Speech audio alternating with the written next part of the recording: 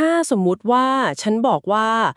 เมื่อกว่า 2,000 ปีก่อนเนี่ยมีคัมภีร์โบราณทางศาสนาที่ทำนายเรื่องของผลกระทบทางจิตวิทยาจากการบูลลี่บนอินเทอร์เน็ตวิกฤตเศรษฐกิจที่พังทลายไปจนถึงรายละเอียดที่ว่ามนุษย์จะมีอายุขัยเฉลี่ยเหลือแค่10 ปีผู้ฟังทุกท่านจะเชื่อไหมคะโหฟังดูเหมือนพล็อตหนังไซไฟหลังวันสิ้นโลกเลยนะครับเนี่ยใช่ไหมคะ แต่วันเนี้ย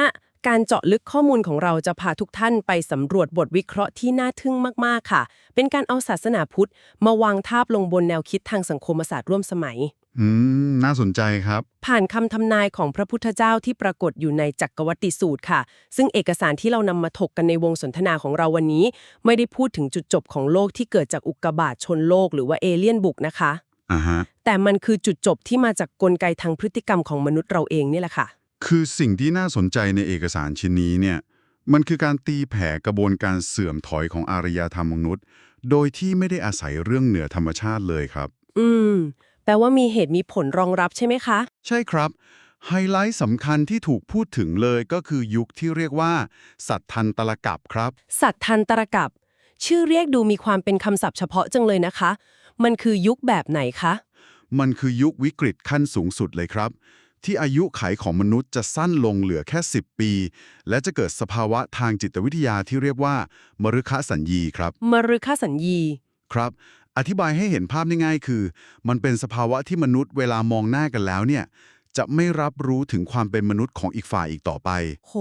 แต่มองเห็นกันเป็นเหมือนสัตว์ป่าเป็นเป้าหมายที่ต้องถูกล่าทำลายจนนำไปสู่การเค้นฆ่ากันเอง7 วัน 7 คืนเลยครับเดี๋ยวนะคะ ปกติเวลาเราพูดถึงอารยธรรมล่มสลาย เรามักจะนึกถึงสงครามโลก หรือพวกผู้นำเผด็จการที่บ้าอำนาจสร้างความเกลียดชังอะไรทำนองนั้นใช่ไหมคะ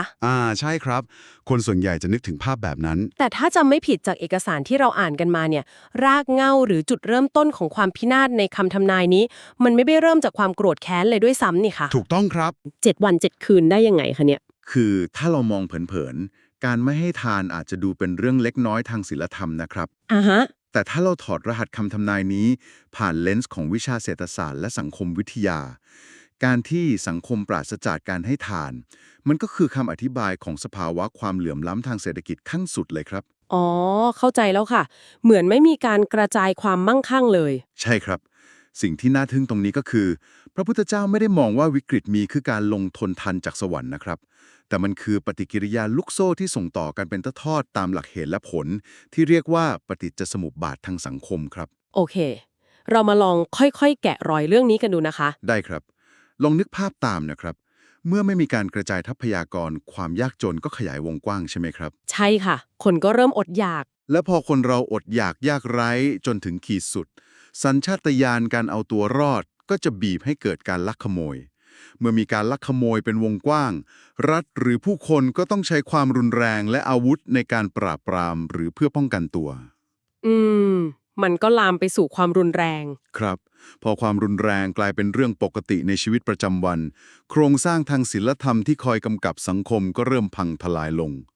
สติปัญญาที่ใช้ในการแก้ปัญหาอย่างสันติก็ลดลงตามไปด้วยและนั่นแหละครับคือเส้นทางที่นำไปสู่สัตทันตรกัปขอเปรียบเทียบแบบนี้ได้ไหมคะ มันเหมือนกับการเรียงโดมิโนเลย โดมิโนตัวแรกไม่ใช่ความโกรธแค้น แต่มันคือปัญหาเศรษฐกิจและความเหลื่อมล้ำ พอมันล้มปุ๊บ ตัวอื่นๆ อย่างอาชญากรรมและการละทิ้งศีลธรรมก็ล้มตามมาเป็นทอดเป็นภาพที่ชัดเจนมากครับหรือถ้าให้เห็นภาพอีกแง่มันเหมือนกับหน้ากากออกซิเจนบนเครื่องบินเลยค่ะเวลาที่ทุกคนมีอากาศหายใจเพียงพอพวกเราก็จะสุภาพเรียบร้อยยิ้มแย้มให้กันหลีกทางให้กันตรงทางเดินฮะแต่ลองจินตนาการว่าค่าจู่ๆมีคนดูดออกซิเจนออกไปจากห้องโดยสารจนหมด ซึ่งก็เปรียบเสมือนความยากจนและทับทรัพยากรที่ขาดแคลนอย่างหนัก มนุษย์เราจะเหยียบย่ำกันเองเพื่อแย่งอากาศหายใจศีลธรรมมันกลายเป็นเรื่องหรูหราสำหรับคนที่มีอากาศหายใจแล้วเท่านั้น เป็นการเปรียบเทียบที่ตรงจุดสุดๆเลยครับเมื่อความเหลื่อมล้ำบีบคั้นให้มนุษย์ต้องดิ้นรนเอาชีวิตรอดโครงสร้างทางศีลธรรมก็จะถูกมองว่าเป็นสิ่งไร้ค่าอืมน่าเศร้านะคะ ครับและเมื่อจุดยึดเหนี่ยวนี้หายไปอาการมฤคสัญญีหรือการมองคนอื่นไม่ใช่คนก็จะเริ่มทำงานครับซึ่งในบทวิเคราะห์ที่เรากำลังเจาะลึกกันอยู่นี้ได้ขยายความมฤคสัญญีในบริบทของยุคดิจิทัลไว้อย่างน่าสนใจมากด้วยครับในยุคดิจิตอลเลยเหรอคะ ใช่ครับ ในทางจิตวิทยาและสังคมวิทยา เราเรียกสภาวะนี้ว่า dehumanization หรือการลดทอนความเป็นมนุษย์ครับ โห คำว่า dehumanization นี่คือจุดที่น่าสนใจมากๆค่ะ ถ้าให้ฉันลองอธิบายจากสิ่งที่พวกเราเห็นทุกวันนี้ มันไม่ใช่ภาพคนป่าเถื่อนถือมีดวิ่งไล่ฟันกันตามท้องถนนแบบในหนังใช่ไหมคะ ไม่ใช่เลยครับ มันใกล้ตัวกว่านั้นมาก แต่มันคือสิ่งที่เราเห็นกันบนโลกออนไลน์ ปรากฏการณ์อย่างพวกไซเบอร์บูลลี่หรือไซเบอร์ม็อบที่คนรวมกลุ่มกันรุมด่าทอ พิพากษา และสาดคำพูดหยาบคายใส่ใครสักคนบนอินเทอร์เน็ต ใช่ครับ เห็นได้บ่อยมาก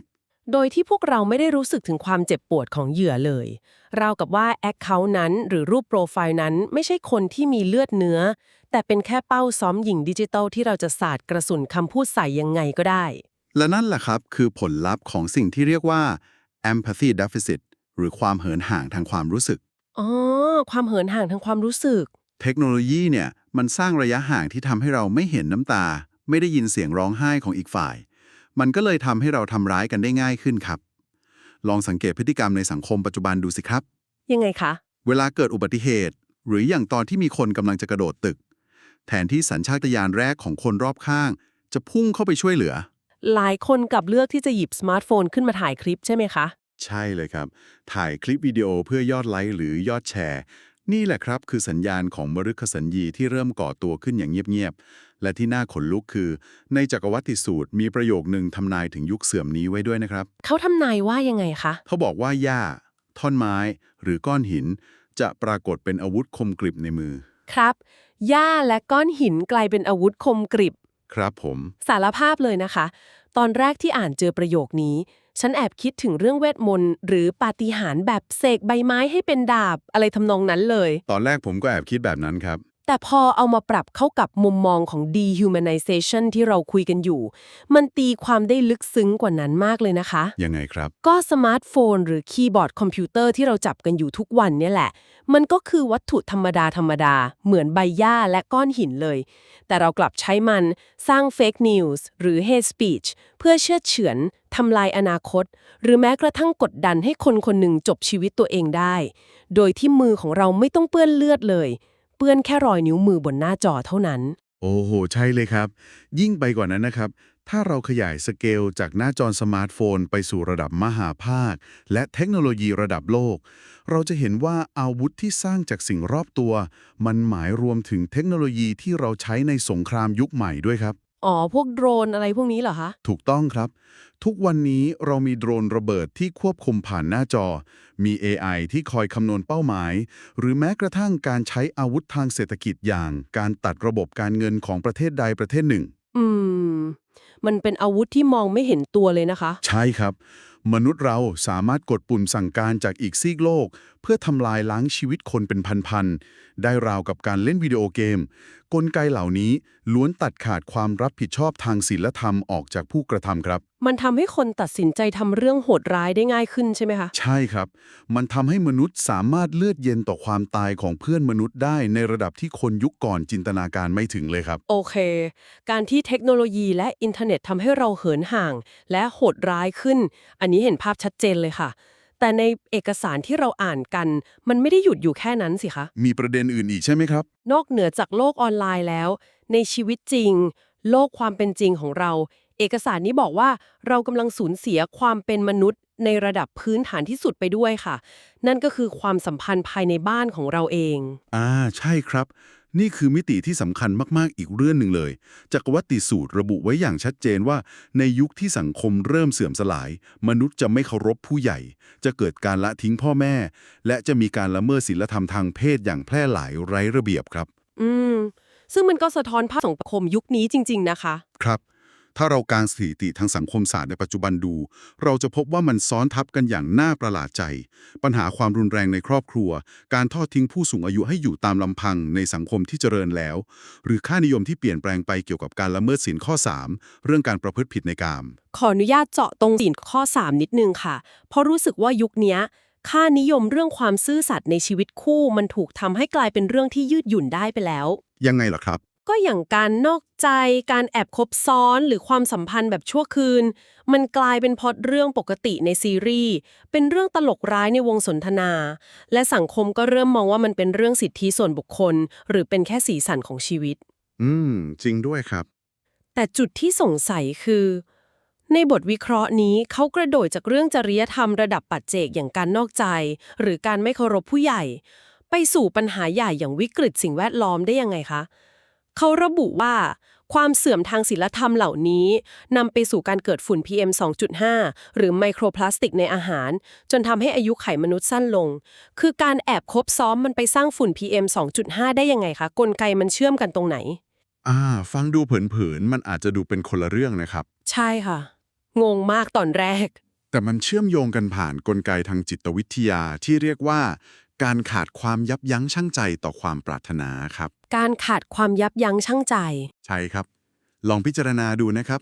การละเมิดศีลข้อ 3 หรือการคบซ้อนเนี่ย แก่นแท้ของมันคืออะไร มันก็คือการยอมทำตามความต้องการระยะสั้นของตัวเอง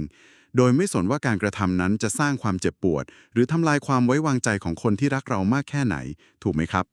เห็นด้วยค่ะเมื่อสังคมเริ่มทำให้พฤติกรรมที่ว่าการตักตวงความสุขส่วนตัวโดยไม่สนผลกระทบต่อผู้อื่น กลายเป็นเรื่องปกติ กรอบความคิดนี้แหละครับที่จะถูกขยายสเกลไปสู่ระดับโครงสร้างเศรษฐกิจและทุนนิยมอ๋อฉันเข้าใจแล้วค่ะครับเมื่อผู้ประกอบการหรือบริษัทยักษ์ใหญ่มีชุดความคิดแบบเดียวกันพวกเขาก็พร้อมที่จะตัดไม้ทำลายป่าปล่อยน้ำเสียหรือเผาพื้นที่เกษตรกรรมเพื่อลดต้นทุนการผลิตโดยไม่สนใจมลพิษหมายความว่ามันคือชุดคิดเดียวกันเลยการทรยศต่อคนรักเพื่อความสุขส่วนตัวในสเกลเล็กมันก็คือหลักการเดียวกับการทรยศต่อสิ่งแวดล้อมและเพื่อนมนุษย์เพื่อผลกำไรของบริษัทในสเกลใหญ่นั่นเองใช่เลยครับน่าตกใจนะคะที่เรื่องนามธรรมมันสามารถสเกลอัพกลายเป็นปัญหาระดับโลกได้พอทุนนิยมดำเนินไปโดยปราศจากความยับยั้งชั่งใจมันก็เลยนำไปสู่การเผาป่าจนเกิดฝุ่น PM 2.5 หรือการผลิตพลาสติกราคาถูกที่ย่อยสลายไม่ได้จนกลายเป็นไมโครพลาสติกปนเปื้อนในระบบนิเวศและกลับมาอยู่ในจานอาหารของเราทุกอย่างมันเชื่อมโยงกันหมดจริงๆถูกต้องเลยครับนี่คือกระบวนการที่เชื่อมโยงกันอย่างเป็นระบบเมื่อศีลธรรมพื้นฐานพังทลายความโลภแบบไร้ขีดจำกัดก็จะเข้ามาแทนที่และผลลัพธ์ของความโลภในระดับอุตสาหกรรมก็คือการทำลายทรัพยากรธรรมชาติครับพระสูตรทำนายไว้ว่าในยุคเสื่อมรสชาติอาหารอันประณีตจะสูญหายไป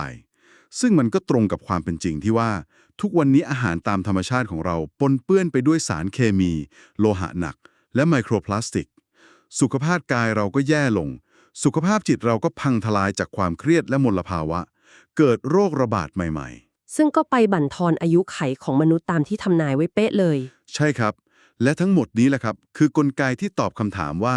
ทำไมคำทำนายถึงบอกว่าอายุไขเฉลี่ยของมนุษย์จะลดลงเรื่อยๆถ้าเราถอยออกมามองภาพใหญ่จากที่เราคุยกันมาทั้งหมดสังคมมนุษย์ตอนนี้ดูเปราะบางมากเลยนะคะทั้งโครงสร้างเศรษฐกิจที่เหลื่อมล้ำศีลธรรมที่ถูกละทิ้งและสิ่งแวดล้อมที่กำลังย้อนกลับมาทำร้ายเราครับผมแต่คำถามสำคัญที่เชื่อว่าผู้ฟังหลายท่านกำลังคิดอยู่ก็คือแล้วในทางวิทยาศาสตร์และสังคมศาสตร์ไอ้วิกฤตสุดขั้วอย่างสัตว์ถันตระกับที่คนลุกขึ้นมาฆ่าฟันกัน7 วัน 7 คืนเนี่ยเหตุการณ์ทำลายล้างแบบนี้มันมีโอกาสเกิดขึ้นจริงๆเหรอคะเรื่องนี้ทำให้เกิดคำถามที่สำคัญมากครับว่าเราจะไปถึงจุดนั้นได้จริงไหมซึ่งบทวิเคราะห์นี้ได้ประเมินความเป็นไปได้ไว้สูงมากผ่าน2เชิงด้วยกันครับมีเชิงอะไรบ้างคะเชิงแรกคือเชิงปรากฏการณ์ครับลองมองดูการสะสมอาวุธทำลายล้างสูงในบริบทภูมิรัฐศาสตร์ปัจจุบันสิครับสมมุติว่าความตึงเครียดแตกหักจนเกิดสงครามนิวเคลียร์หรือสงครามชีวภาพระดับโลกขึ้นมาแค่คิดก็ขนลุกแล้วค่ะสภาวะทำลายล้าง7 วันก็ไม่ใช่เรื่องเกินจริงเลยครับอาวุธเหล่านั้นสามารถลบเมืองทั้งเมืองหายไปได้ในพริบตาโครงสร้างพื้นฐานทั้งหมดจะล่มสลายและผู้ที่รอดชีวิตจากกัมมันตภาพรังสีหรือเชื้อโรคก็ต้องหนีลงไปอยู่ใต้ดินหรือซ่อนตัวตามซอกเขาซึ่งมันตรงกับที่พระสูตรระบุไว้เป๊ะๆเลยครับว่าผู้รอดชีวิตต้องหลบซ่อนตัวในถ้ำเพื่อเริ่มนับหนึ่งสร้างอารยธรรมกันใหม่โหฟังดูเหมือนพล็อตหนังไซไฟเลยนะคะเนี่ยแล้วในอีกเชิงหนึ่งล่ะคะเชิงที่2คือเชิงสังคมศาสตร์ครับในทางทฤษฎีเนี่ยมันมีแนวคิดเรื่องสภาวะ Anomy